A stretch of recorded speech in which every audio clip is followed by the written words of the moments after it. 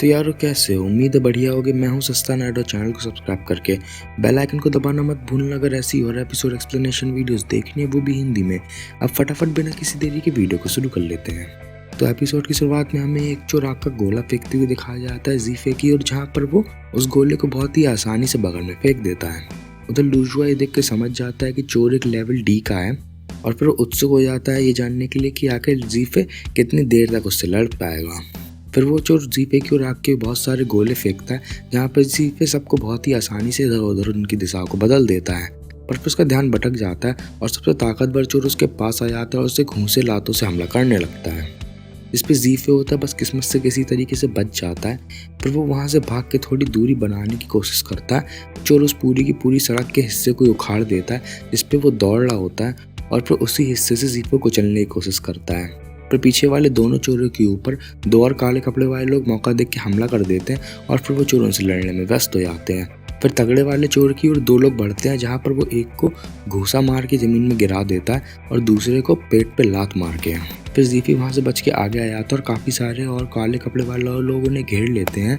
इस पर जीपी होता है अपनी शक्तियों का इस्तेमाल करते हुए पहले एक चोर के पास आग लगा के उसे ब्लास्ट कर देता है, और फिर दूसरे चोर के पास भी ब्लास्ट कर देता है। फिर जो तगड़ा वाला चोर होता है वो धुएं में जाके छुप जाता है, जहाँ पर जो दो काले कपड़े वाले लोग होते हैं वो बिना सोचे समझे सीधा धुएं के अंदर घुस जाते हैं, और फिर वहाँ पर लड़ाई की आवाज़ आती है और फिर वहाँ पर बहुत बड़ा सा ब्लास्ट हो जाता है, जहाँ पर उन दोनों लोगों की मौत हो जाती है। इसके बाद जब धुआं थोड़ा घटता है तब तीनों चोर वहाँ पर सही सलामत खड़े होते हैं, और फिर वो इससे पहले कि आगे बढ़ते वहाँ पर पुलिस आ जाती है, और बहुत सारे लोग होने की वजह से वो लोग वहाँ से चले जाते हैं। उधर लूजुआ लूजोंग बे को बोलता है कि तुम घर जाओ, तुमने देख ही लिया कि वो बहुत ज़्यादा खतरनाक है और यहाँ पर बहुत ज़्यादा खतरा हो सकता है। इस पर लूजोंग बे पहले तो उस पर भड़कती है और फिर वहाँ से चली जाती है, और लूजुआ अपने पूरे शरीर में नीली परत चढ़ा के वहाँ से पुलिस का पीछा करते हुए चला जाता है। फिर उसके बाद सीन शिफ्ट हो जाता है। फिर लूजुआ उस बिल्डिंग पे पहुंचता है जहाँ पे चोर छुपे होते हैं। फिर पुलिस वाला काले कोट वालों से बोलता है कि उसमें से एक लेवल डी का है, उम्मीद है आपकी पूरी तैयारी हो गई होगी। पुलिस वाले उस बिल्डिंग के अंदर घुस के पूरी बिल्डिंग में फैलना शुरू कर देते हैं। फिर हम लोग को चोर दिखाए जाते हैं, जहाँ पर जो चोर होते हैं बहुत ज़्यादा चिंतित हो रहे होते हैं। यहाँ पर उन तीनों चोरों में से जो थोड़े कमजोर वाले चोर होते हैं वो बोलते हैं कि हमने पैसों के लिए ये सब शुरू किया था, पर अब देखो हम लोग की जान पर बनाई है, और बाहर बहुत ही सारी पुलिस फोर्स खड़ी है और हम लोग का जिंदा बच के जाना लगभग नामुमकिन है। फिर वो अपनी बात को जारी रखते बोलते हैं कि हम लोग को शायद खुद को पुलिस के हवाले कर देना चाहिए, तब वो शायद हम लोग की जान छोड़ देंगे। जिस पे तगड़ा वाला उनसे बोलता है कि हमने काले कपड़े वाले व्यक्ति को अभी हाल पुल पे मारा था, तुम्हें क्या लगता है कि काले कपड़े वाले लोग तुम्हें जिंदा छोड़ देंगे? जिस पे वो चोर बहुत ज़्यादा घबरा जाता है और उससे पूछता है कि तुम ही बताओ कि हम क्या करें। जिस पे तगड़ा वाला चोर बोलता है कि यहाँ से साउथ वेस्ट चले जाओ, लॉन्ग हाई ये पुल को पार करके वहाँ पर बहुत सारे पहाड़ों की जगह है, जहाँ पर पहाड़ों के बीच में सब लोग सुरक्षित रहोगे।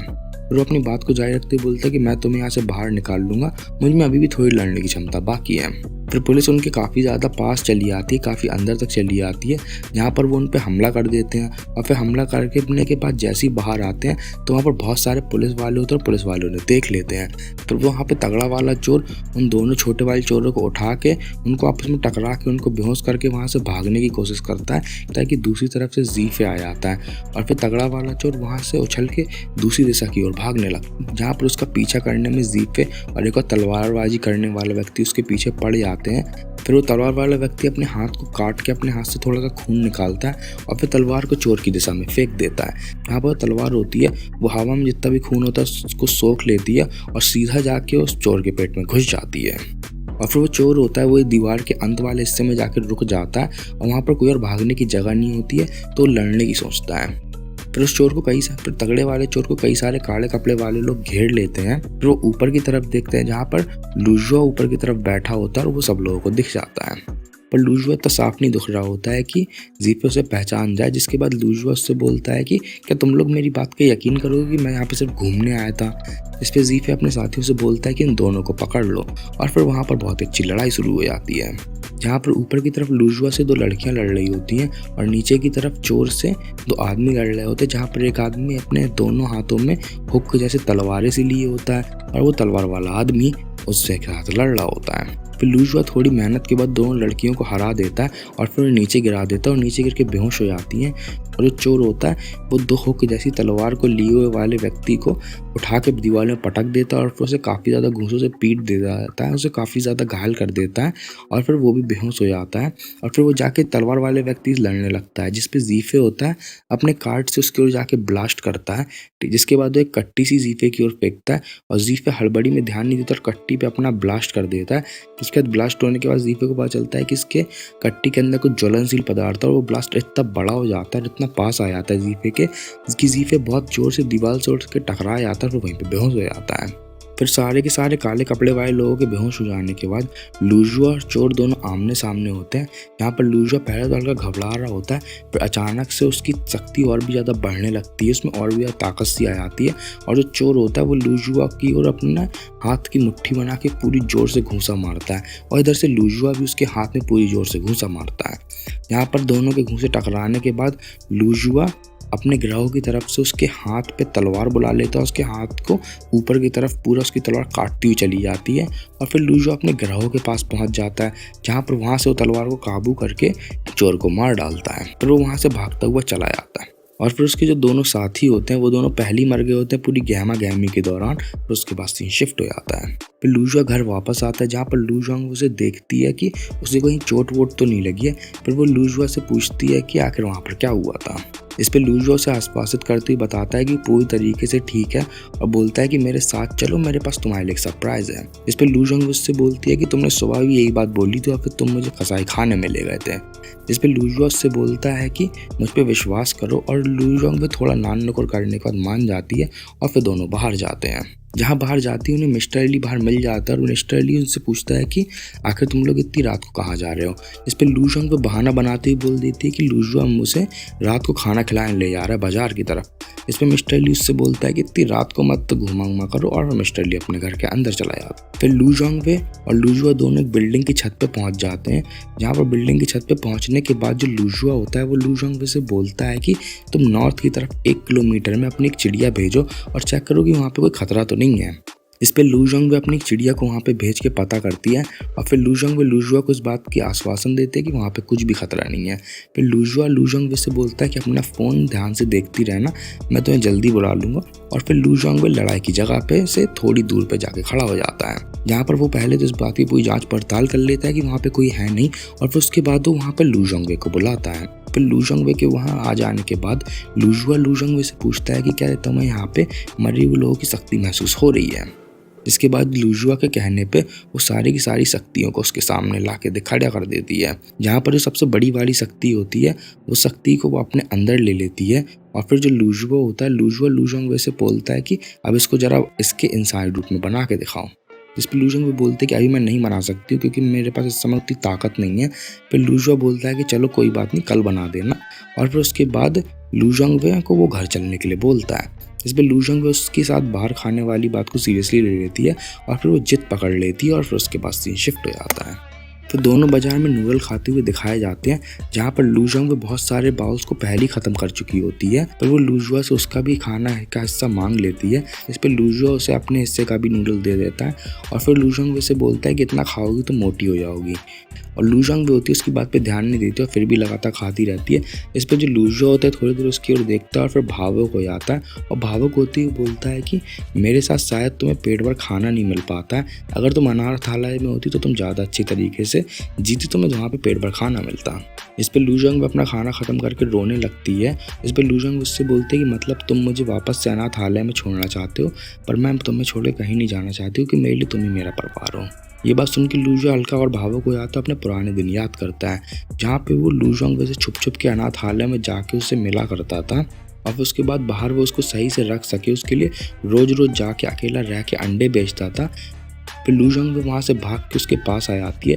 इस पे वो लूजुआंग वे को वापस वहाँ पे छोड़ जाता है। हालांकि लूजुआंग वे बहुत ज़्यादा दुखी हो रही होती है, वहाँ पे बहुत ज़्यादा रो रही होती है। उसके बावजूद फिर वो अपनी अगली याद में जैसे तैसे पैसे इकट्ठा करता है, चीज़ें बेच बेच के, ताकि वो किराए के घर में रह सके। और फिर घर लेने के बाद वो लूजुआंग वे को भी ले आता है और फिर वो सब्जियाँ बेचने चला जाता था। और लूजोंग वो घर में उसका इंतजार करती रहती थी।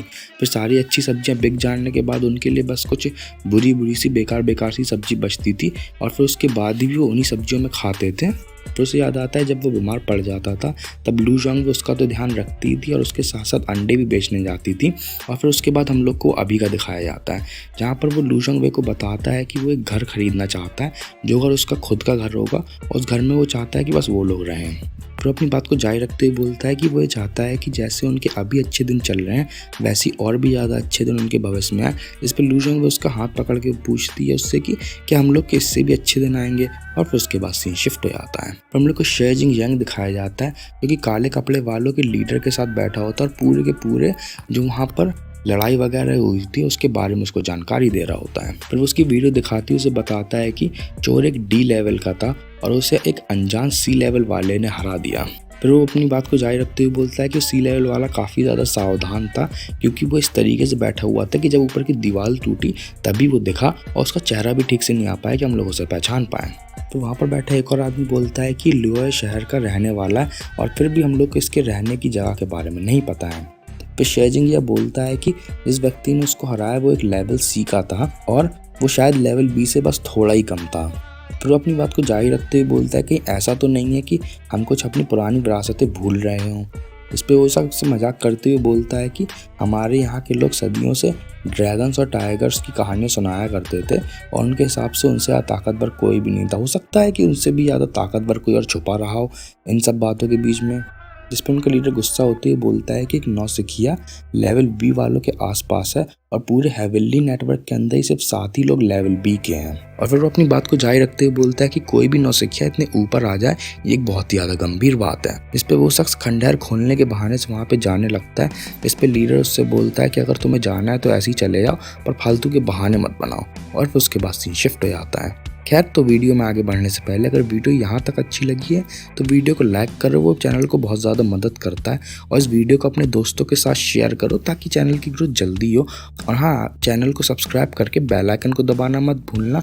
मैं अगला एपिसोड बहुत ही जल्दी लेके आऊँगा। और मैंने अभी हाल फिलहाल में एक टेलीग्राम चैनल बनाई है और एक डिस्कशन ग्रुप बनाया जिन दोनों के लिंक नीचे डिस्क्रिप्शन में अवेलेबल है। वहाँ पर तुम्हें इस सीरीज़ का तो और तुम लोग दूसरी सीरीज़ वगैरह के लिंक्स की भी रिक्वेस्ट कर सकते हो।